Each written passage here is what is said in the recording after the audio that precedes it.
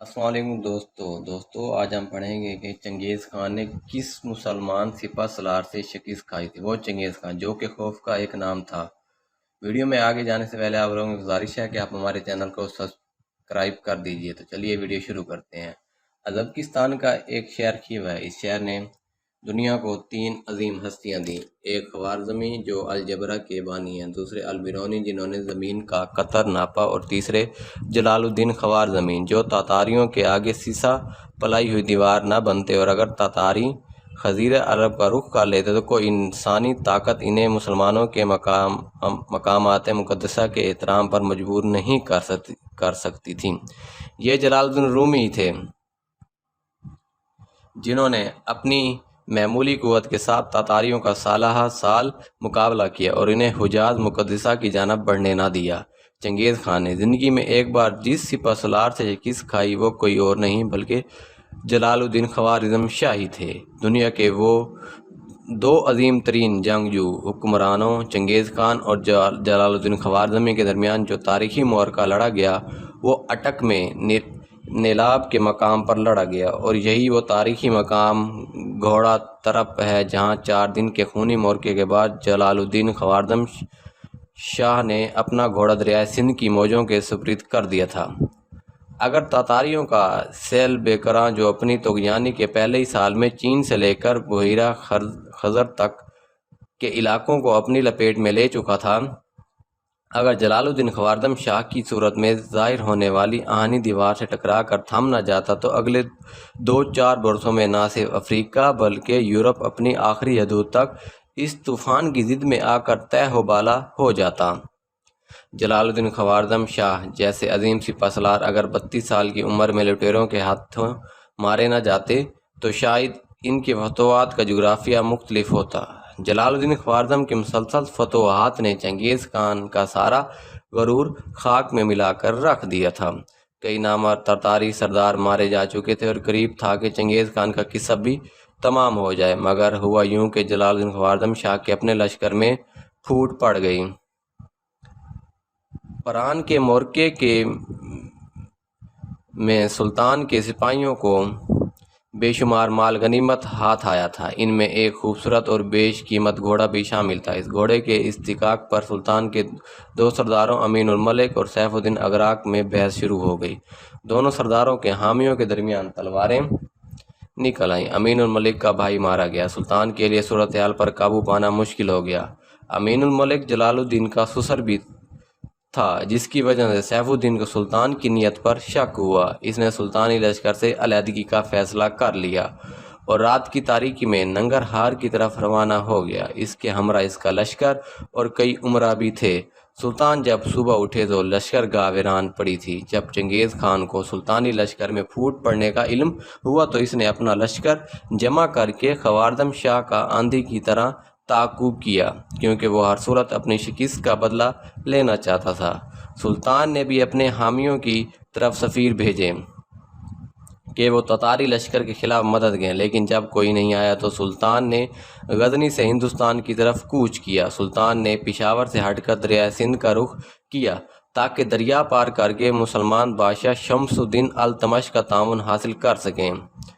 چنگیز خان کو سلطان کے ارادوں کا پتہ تھا، اس لیے وہ ہر قیمت پر سلطان کا راستہ دریائے سندھ سے پہلے روکنا چاہتا تھا۔ چنگیز خان نے جو ہر اول دستہ جلال الدین کے تعاقب میں روانہ کیا تھا، سلطان کے فوجیوں نے گھات لگا کر ان میں سے بیشتر کو مار ڈالا۔ اس خبر سے چنگیز خان تلملا اٹھا اور برق رفتاری سے تعاقب کرنے لگا۔ سلطان کے ہمراہ 30,000 کا لشکر تھا، جبکہ ان کے تعاقب میں چنگیز خان کا 2 لاکھ کا لشکر لے کر آ رہا تھا۔ دریائے سندھ پورے جوبن پر بہہ رہا تھا اور 30,000 کے لشکر کا کم وقت میں دریا پار کرنا ممکن نہیں تھا۔ ادھر تاتاری لشکر سر پر چڑھ آیا تھا، جس کی وجہ سے کالا چٹا پہاڑ میں باغ ضلع نیلاب کے اس پار سلطان نے اپنا لشکر مجتمع کر کے مقابلہ کرنے کا فیصلہ کیا۔ نیلاب کے کنارے تقریباً 5 میل چوڑا اور 12 میل لمبا ایک سرسبز میدان ہے۔ سلطان جب اس مقام پر پہنچے تو انہوں نے محسوس کیا کہ تاتاریوں کے سیلاب کا سامنا کرنے کے لیے اس سے بہتر کوئی میدان نہیں۔ یہاں سنگنی ندی دریائے سندھ میں ملتی ہے، تاتاری فوجیں بھی صف آرا ہوں گی۔ سلطان جانتے تھے کہ فرار کا کوئی راستہ نہیں، پیچھے دریا اور سامنے تتاری لشکر جو کہ تعداد میں کہیں زیادہ ہے۔ سلطان طلوع ہوتے ہی تبل جنگ بج اٹھا۔ 2 دن گھمسان کی جنگ ہوتی رہی اور خوارزم شاہ کے سپاہی کم تعداد میں ہونے کے باوجود داد شجاعت دیتے رہے۔ تیسرے دن سلطان جلال الدین نے چنگیز خان کو قتل کرنے کی حکمت عملی بنائی، کیونکہ یہی ایک صورت تھی جس سے مخالف لشکر کے پاؤں اکھڑ سکتے تھے۔ لیکن یہ کوئی آسان کام نہیں تھا، کیونکہ چنگیز خان کے ارد گرد 10,000 کا ذرہ پوش لشکر معمور تھا، مگر سلطان کی شمشیر مخالف صفوں کو چیرتی ہوئی چنگیز خان تک پہنچ گئی۔ سلطان کا خیال تھا کہ چنگیز خان انہیں دیکھتے ہوئے مقابلہ کرے گا، مگر جب چنگیز خان کا گھوڑا سلطان کے لشکریوں نے مار ڈالا تو چنگیز خان گھوڑا تبدیل کرتے ہوئے بھاگ کھڑا ہوا، کیونکہ اسے معلوم تھا کہ جلال الدین خوارزم کی تلوار کے آگے وہ ٹھہر نہیں سکے گا۔ چنگیز خان کو بھاگتے ہوئے دیکھ کر اس کا لشکر بھی لرز گیا۔ اس سے پہلے کہ جلال الدین خوارزم نئی حکمت عملی ترتیب دیتے، چنگیز خان کی فوج نے پہاڑ کی دوسری جانب سے حملہ کر دیا۔ چونکہ خوارزم شاہ کی فوج کا بڑا حصہ چنگیز کو ہلاک کرنے کی حکمت عملی پر عمل پیرا تھا، اس لیے پیچھے کی جانب فوج قلیل تعداد میں تھی۔ اس اچانک حملے پر خوارزم شاہ کی فوج پسپا ہونا شروع ہو گئی اور جلال الدین کے کمانڈر امین اور ملک مارے گئے۔ اب چنگیز خان کے فوجیوں کا ہدف جلال الدین خوارزم شاہ تھا، جس کا جانثار دستہ ایک ایک کر کے کٹتا گیا۔ جلال الدین خوارزم شاہ تقریباً 5 میل پسپائی کے بعد جب اپنے خیمے کے پاس پہنچے تو ان کے ارد گرد صرف 700 جانثار باقی رہ گئے تھے۔ وہ مقابلہ جاری رکھے ہوئے تھے۔ وہ زخمی شیر کی طرح ابھی بھی دشمن کی صفیں الٹ پلٹ کر رہے تھے۔ انہیں خبر ملی کہ ان کے 7 سالہ بیٹے کو جب چنگیز خان کے سامنے پیش کیا گیا تو ظالم نے اس معصوم کے تلوار سے 2 ٹکڑے کر دیے۔ ادھر جلال الدین کو اپنی ماں اور بیوی بچوں کی فکر لاحق ہوئی تو انہوں نے انہیں دریا کے سپرد کر دیا اور یوں پورا خاندان دریا نے اپنی آغوش میں لے لیا۔ مگر سلطان کے پاس آنسو بہانے کی بھی فرصت نہیں تھی۔ سلطان غضبناکی سے لڑ رہے تھے اور چنگیز خان یہ منظر دیکھ رہا تھا۔ وہ جانتا تھا کہ تھوڑی دیر میں یہ کھیل ختم ہو جائے گا اور سلطان گرفتار ہو کر میرے سامنے ہوں گے۔ اسی دوران سلطان کے ماموزاد بھائی ان کے گھوڑے کی لگام پکڑ کر پوری قوت سے انہیں دشمن کے نرغے سے باہر لے آئے۔ سلطان نے دریا کے کنارے چٹانوں پر چڑھ کر پیچھے نگاہ ڈالی تو دشمن کا ریلا سیلاب کی طرح بڑھتا چلا آ رہا تھا۔ دوسری طرف دریائے سندھ ٹھاٹھے مار رہا تھا۔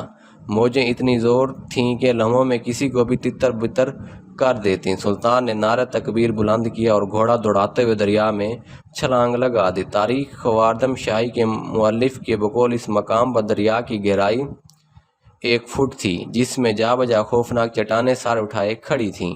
جیسے سلطان کا گھوڑا دریا میں گرا، ایک گرجدار آواز پیدا ہوئی۔ دریا کا پانی کئی گز اوپر اچھلا۔ لمحہ بھر کے لیے سلطان جلال الدین خوارزم لہروں میں گم ہو گئے، تاہم وہ کئی بار ابھرے اور ڈوبے۔ دریا کی لہروں کا مقابلہ کرتے ہوئے دوسرے کنارے کی طرف بڑھتے ہوئے نظر آئے۔ نومبر کا یک بستہ پانی اور 4 دن کی لڑائی کی تھکان اور اپنی جگہ اور جلال الدین کا آئینی حوصلہ اپنی جگہ، دریا کی موجوں نے سلطان کو راستہ دے دیا اور سلطان دریا کے پار اتر گئے۔ چنگیز خان یہ منظر بے بسی سے دیکھ رہا تھا۔ سلطان نے کنارے پر پہنچتے ہی ایک زوردار قہقہ لگایا، جو اس بات کا ثبوت تھا کہ چنگیز خان دریائے آمو سے اپنے دشمن کا پیچھا کرتے ہوئے آیا تھا، اب اس کا بال بیکا بھی نہیں کر سکتا تھا۔ دریائے سندھ نے موت کے آگے جو سرحد کھینچ دی تھی، اسے عبور کرنا اب چنگیز کے بس میں نہیں تھا۔ چنگیز نے اپنے بیٹوں اوکتائی اور چغتائی کو مخاطب کرتے ہوئے کہا کہ بیٹا ہو تو ایسا، وہ باپ بڑا خوش قسمت ہے جس کا بیٹا اتنا بہادر ہو۔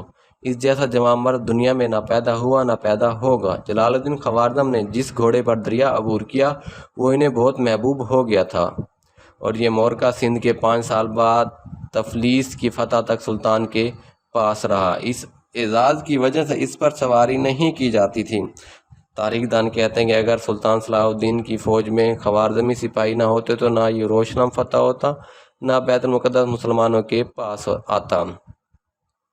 ایک بسپال روڈ پر تاریخی قصبہ باغ نیلاب آج بھی خوارزم شاہ کی بہادری کا گواہ بن کر کھڑا ہے اور وہ مقام جہاں سے سلطان نے چھلانگ لگائی تھی گھوڑا طرب کے نام سے آج بھی مشہور و معروف ہے۔ یہ تھی مسلمان سلطان جلال الدین خوارزم کی داستان، جو کہ ایک بہادر سپہ سالار تھے۔